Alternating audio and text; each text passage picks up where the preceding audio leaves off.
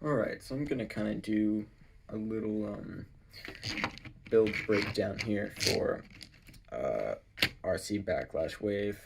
I'm gonna kind of do a little video explaining, what each part is made of, what its function is, because I was originally gonna do a build blog while making this, but I forgot.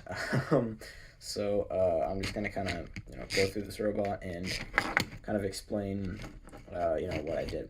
So I'm gonna start with the wheels. So I actually had to cut a lot of the original Sawblaze wheel away. I think I had to cut it in half. But here, one second. Let me get goo real quick. Oh, I just threw another robot. But as you can see, they are very different in terms of thickness. So you can see kind of how much of the wheel I cut off, and then I replaced with this little 3D printed one right here. In order to give it the traction it has, because if it was just the regular plastic, it wouldn't grip the ground very well. I put a little line of hot glue like right around here, and then I kind of spread it around the wheel with a toothpick to get it to be, I think you can see really well here, to be nice and paper thin. So it ends up gripping the arena floor really well, and it actually has some really good speed to it. And now I'm going to talk about the chassis. So you can see there's two different shades of reds separated by this line of hot glue. So this red right here, the darker one, is the actual Sawblaze chassis. So you can see the bottom, the difference. And then this red right here, it's this entire piece right here is 3D printed individually.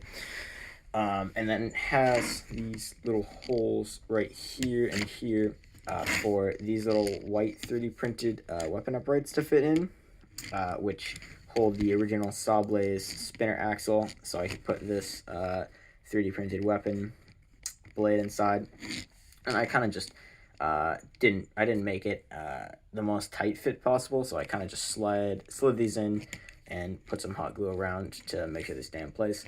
But I had to actually put this thing in, and this was all the way out here like this, and then I had to flip it and then glue it right in here.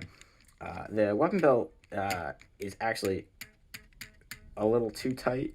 I'm probably going to change it out for a one with obviously less tightness in the future, but I think it's pretty good for now. But this whole weapon system, I just took the Sawblaze arm off, and as you can see, this will just focus real quick.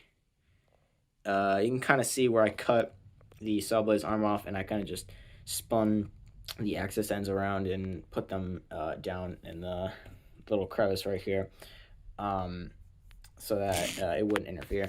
And it kind of ends up just looking like a nice pulley. So the actual Sawblaze thing spins, which is a spinning weapon. And then these, I mean, nothing else really. Are just these little white support things that keep it off the ground. I tried to go very similar to the original design.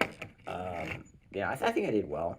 Not the greatest part I've ever made in terms of accuracy, but I think it's pretty good. And these are just hot glued onto the side. And I have found that they can come off very easily in fights, but it's no biggie. They're just a quick hot glue back on. In the end, this robot is really fast, but the only drawback is that because of the terrible belt tension, the weapon isn't as powerful as it could probably end up being. So I think I said I will definitely change that earlier. But yeah, that's pretty much just how Backlash Wave works. So let's take a look at some footage of it testing.